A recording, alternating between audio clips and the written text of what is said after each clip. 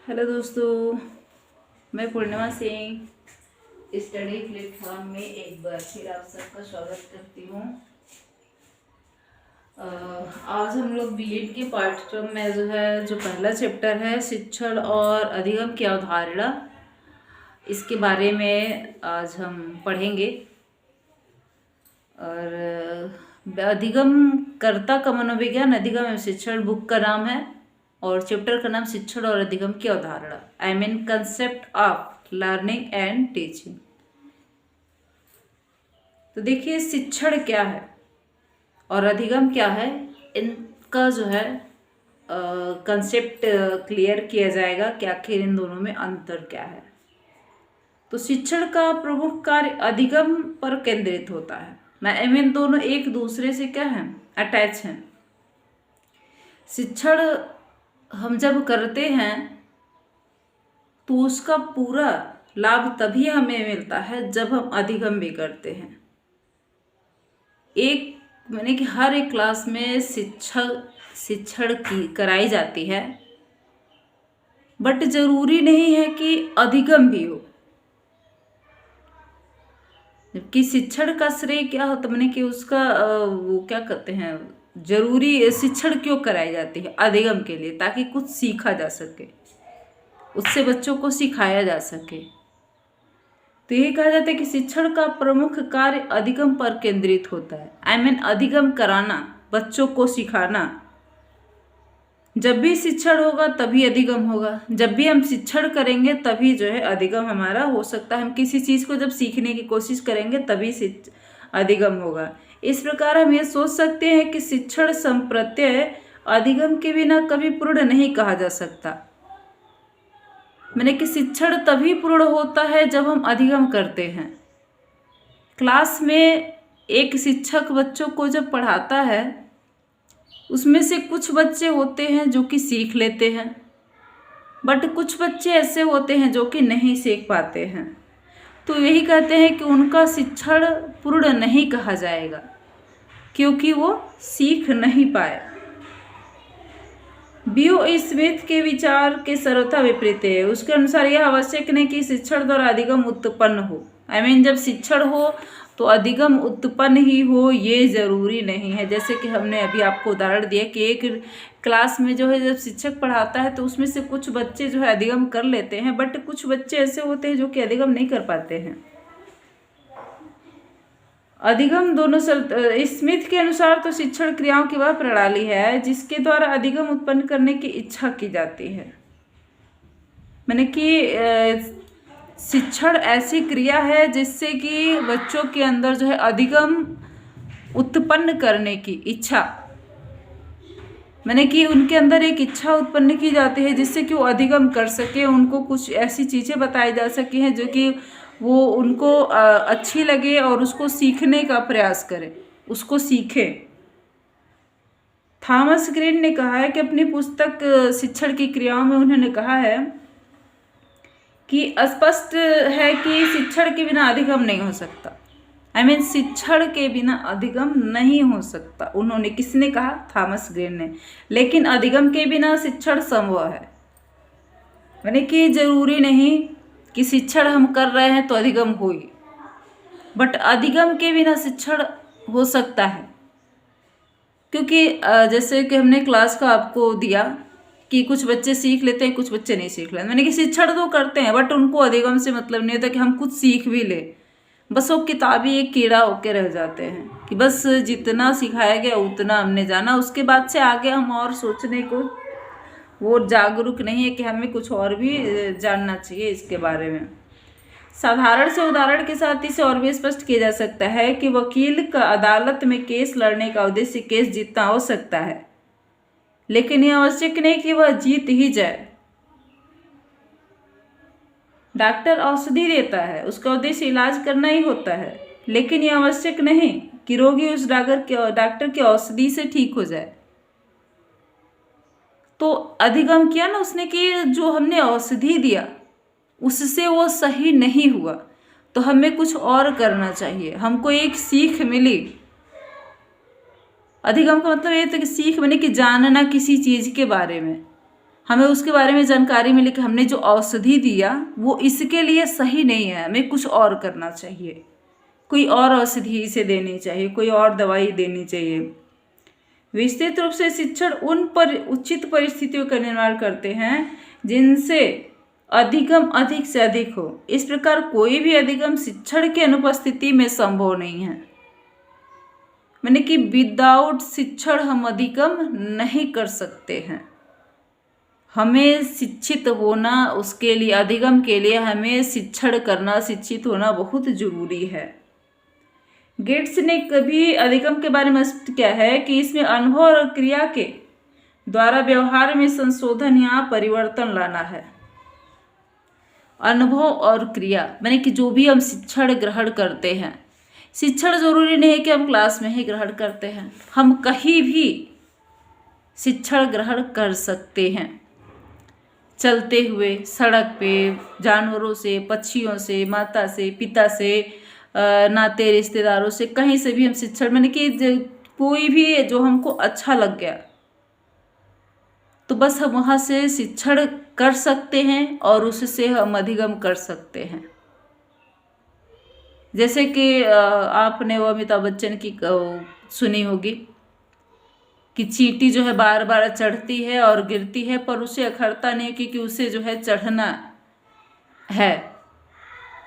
तो वही है कि जब हम सीखने की ललक हमारे अंदर होती है तो हम जरूर सीख जाते हैं और इसी ललक को बच्चों के अंदर पैदा करना ही शिक्षण है।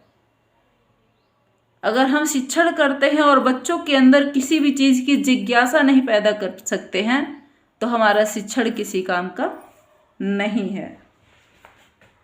शिक्षण एक सामाजिक प्रक्रिया है जबकि अधिगम एक मनोवैज्ञानिक प्रक्रिया है। यानी शिक्षण समाज में सिखाया जाता है बट जैसे हमने कहा ना कि उसके अंदर लालसा पैदा करना, जिज्ञासा पैदा करना, मैंने कि जब आप मानसिक रूप से उस बच्चे को तैयार करते हैं तब जाके कहीं वो अधिगम कर पाता है। क्योंकि शिक्षण तो हमेशा हर घड़ी, हर मिनट, हर पल होता रहता है बट अगर हम चाहें तब हम अधिगम कर सकते हैं, अगर हम नहीं चाहें तो हम अधिगम नहीं कर सकते हैं। ब्रूनर, कोमिसार, सेफलर, गेज और क्रिंटटन के अनुसार शिक्षण और अधिगम आपस से संबंधित होते हैं। मैंने इन सब का भी मानना है कि शिक्षण और अधिगम एक दूसरे के बिना अधूरे हैं। मैं बिना शिक्षण के अधिगम संभव नहीं है। शिक्षण को, क्रियाओं को समझने के लिए केवल अधिगम के सिद्धांत ही काफ़ी नहीं है। बस उनके सिद्धांतों को पढ़ने से नहीं होता है क्योंकि सिद्धांत तो कोई भी दे सकता है। सिद्धांत सिर्फ देने से या फिर उसे पढ़ने से हम अधिगम नहीं कर सकते। हमें अपने मानसिक रूप से हमको तैयार होना पड़ेगा। अपने बच्चों को, जिनको हम शिक्षण कर रहे हैं, उन्हें जो है मानसिक रूप से तैयार करना पड़ेगा, तब जाके कहीं वो जो है अधिगम कर सकते हैं। एच.सी.टी. क्लार्क के अनुसार शिक्षण क्रियाओं का विद्यार्थी व्यवहार में परिवर्तन लाने के लिए रूपांकन तैयार किया जाता है। शिक्षण क्रियाओं का विद्यार्थी व्यवहार में परिवर्तन लाने के लिए रूपांकन तैयार किया जाता है। मैंने कि एक वो तैयार किया जाता है ढांचा कि किस तरह से हम बच्चों को जो है बच्चों के मानसिकता में चेंजिंग लाएं ताकि उनमें अधिगम करने की अंदर से प्रबल इच्छा पैदा हो। ये क्रियाएं कई चरों के साथ संबंधित है जिनमें शिक्षक और विद्यार्थी केंद्रित चर हैं। शिक्षण, विद्यार्थी और शिक्षक, इन दोनों से मिल करके होता है। और तीसरा होता है पाठ्यक्रम। इन तीनों से मिल करके हम शिक्षण ग्रहण करते हैं और शिक्षण का मेन उद्देश्य होता है बच्चों के अंदर एक जागरूकता पैदा करना, एक लालसा पैदा करना, जिससे कि वो अधिगम कर सके, सीख सकें, कुछ जान सकें। देखिए शिक्षण और अधिगम में संबंध, तो शिक्षण और अधिगम एक ही सिक्के के दो पहलू हैं। और जैसा कि हमने आपको आगे बताया उससे तो ये पूरा मैंने कि हो जाता है। मैंने कि कोई भी कह सकता है कि हाँ शिक्षण और अधिगम जो है एक दूसरे के दो पहलू हैं। मैंने कि एक ही पहलू है, क्या कहते हैं, दो पहलू हैं, सॉरी। मैंने कि सिक्का जैसे होता है, आप एक ही सिक्का होता है बट दोनों तरफ दो चीजें बनी होती हैं, दो चित्र बना होता है। तो उसी तरह से शिक्षण और अधिगम है। एक मनुष्य तभी अधिगम कर सकता है जब वो शिक्षण करेगा। जब हम किसी चीज के बारे में जानेंगे ही नहीं तो हम अधिगम कहाँ से करेंगे? क्या हम कर सकते हैं? नहीं कर सकते।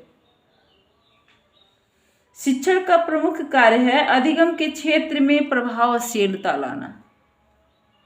माने कि इस तरह का शिक्षण हो जिससे कि बच्चे प्रभावित हो और सीखने की कोशिश करें, उसको जानने की कोशिश करें, ताकि वो और अच्छी तरह से, मैंने कि एक शिक्षक को इतना प्रभावशाली तरीके से पढ़ाना चाहिए ताकि बच्चों में जिज्ञासा पैदा हो और उस चीज को, उस तथ्य को वो अंदर तक जानने की कोशिश करें। जब तक हम कोशिश नहीं करेंगे, जब तक हमारे अंदर लालसा नहीं होगी, तब तक हम कोई भी चीज जो है बहुत अच्छे से नहीं जान सकते हैं।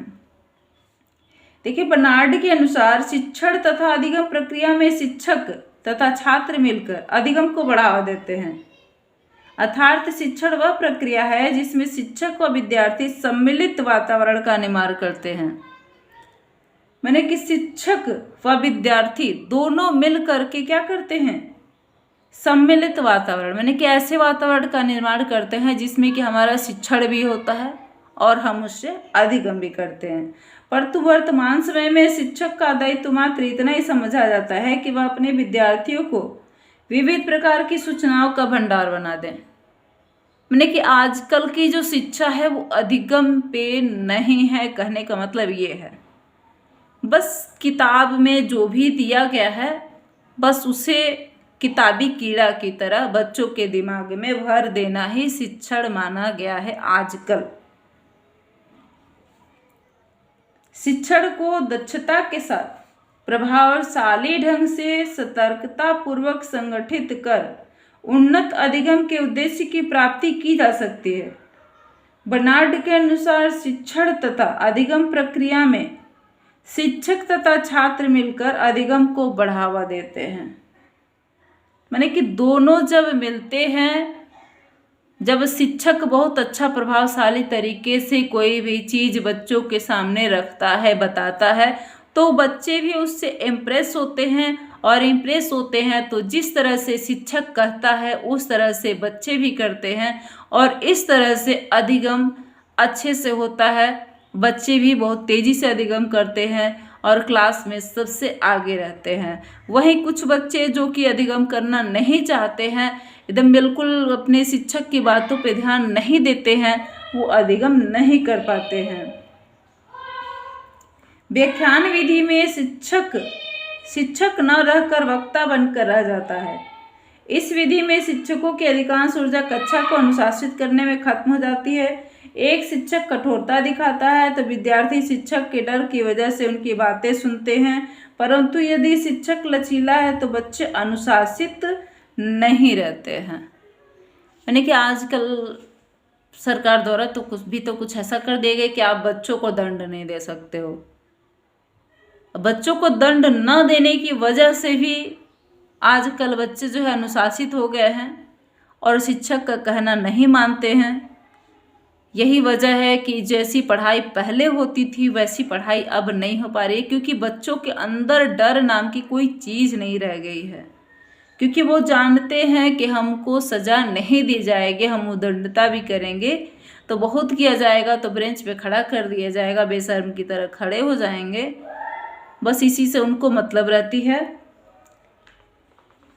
और यही वजह है कि आजकल जो है अधिगम नहीं हो पा रहा है। अब तक शिक्षण अधिगम प्रक्रिया से संबंधित अनेकों शोध कार्य हो चुके हैं, जिनके आधार पर हम कह सकते हैं कि परंपरागत शिक्षण विधियां शिक्षा के उद्देश्यों को प्राप्त करने में सफल नहीं हो पाई हैं।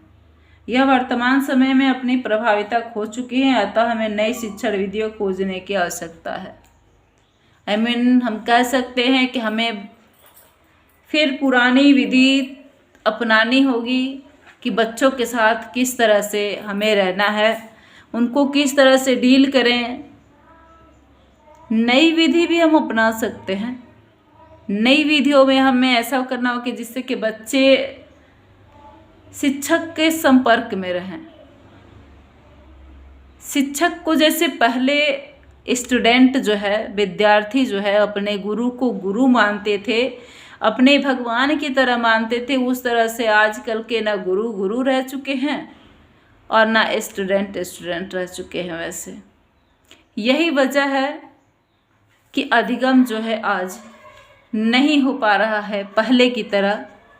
पहले जो बच्चे एकदम रच लेते थे, रट लेते थे हर एक चीज़ को, मुंह जबानी जबकि पढ़ाया जाता था, वो आज नहीं हो पा रहा है क्योंकि आज के विद्यार्थी शिक्षक के बस में नहीं हैं।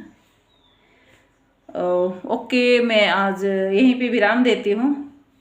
आगे की वीडियो में शिक्षण अधिगम संबंधी की आवश्यकता एवं महत्व के बारे में पढ़ेंगे।